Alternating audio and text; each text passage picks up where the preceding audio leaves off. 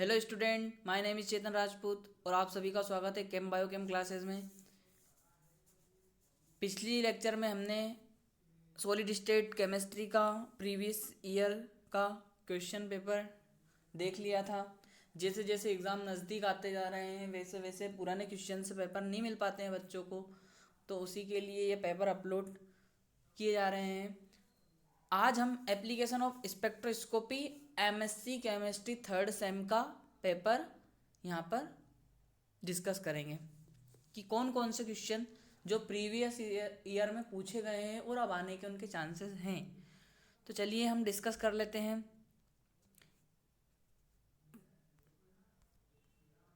पहला जो क्वेश्चन है पहली यूनिट का, write selection rule for electronic spectroscopy. Electronic spectroscopy के सिलेक्शन रूल है वो लिखिए। कौन कौन से इलेक्ट्रॉनिक स्पेक्ट्रोस्कोपी के सिलेक्शन रूल होते हैं। इसके और वाला क्वेश्चन था ये, what are Orgel diagram, draw Orgel diagram for D3 system in octahedral complexes.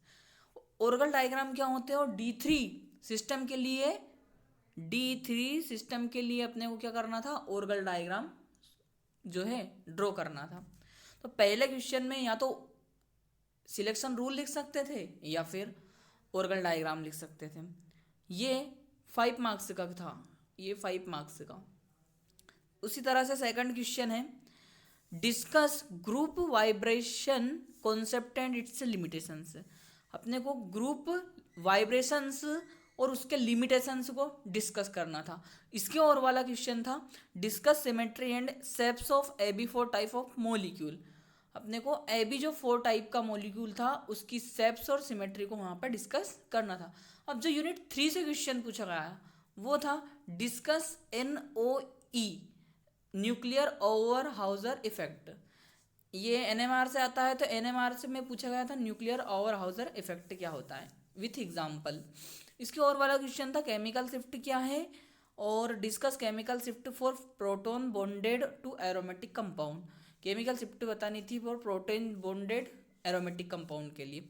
Unit 4 था, explain briefly the alpha beta and gamma effect in 13C NMR spectroscopy. 13C NMR spectroscopy में alpha beta और gamma effect को अच्छी तरह से describe करना था। इसके और वाला क्वेश्चन था, describe of resonance technique in 13C NMR spectroscopy. 13C NMR spectroscopy में ऑफ रेजोनेंस टेक्निक को आपको समझाना था। यूनिट 5 से क्वेश्चन पूछा गया था, describe isomer shift with example in Mossbauer spectroscopy. तो मोसबेयर स्पेक्ट्रोस्कोपी में आपको आइसोमर शिफ्ट को एक्सप्लेन करना था।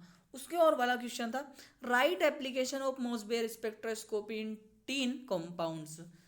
एप्लीकेशन लिखने थे मोसबेयर स्पेक्ट्रोस्कोपी के लिए 3 कंपाउंड्स के। अब ये पार्ट ए था। पार्ट ए में जितने भी क्वेश्चन थे सब 5 मार्क्स के थे।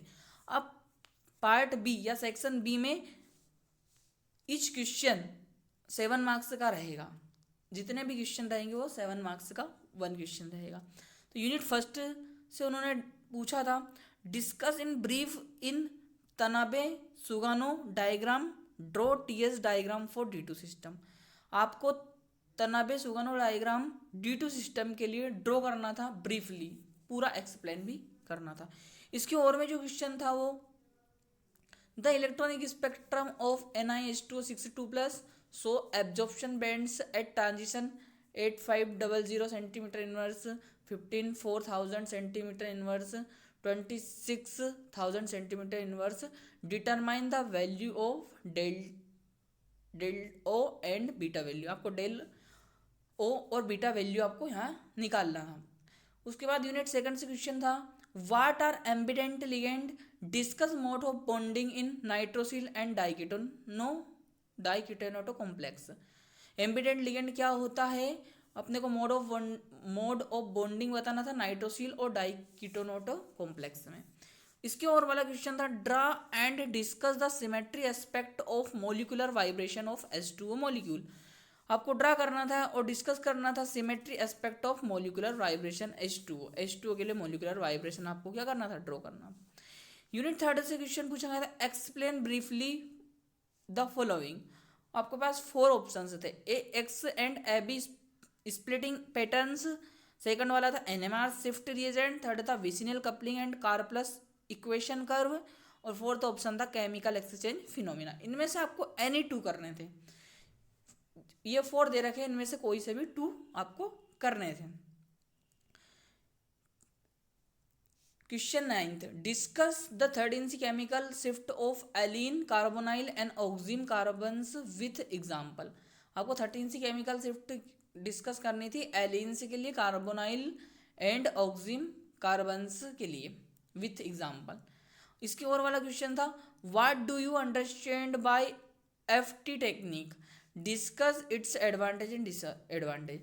आपको एफटी टेक्निक के एफटी टेक्निक को डिस्क्राइब करना था और उसके एडवांटेज और डिसएडवांटेज भी आपको लिखना था। Unit 5th, outline the principle involve in the Mossbauer spectroscopy, how do we analyse the Mossbauer spectra with reference to quadrupole shift. इसके और वाला क्वेश्चन था, discuss the application of Mossbauer spectroscopy in describing the bonding and structure of iron compounds. Thank you for watching this video.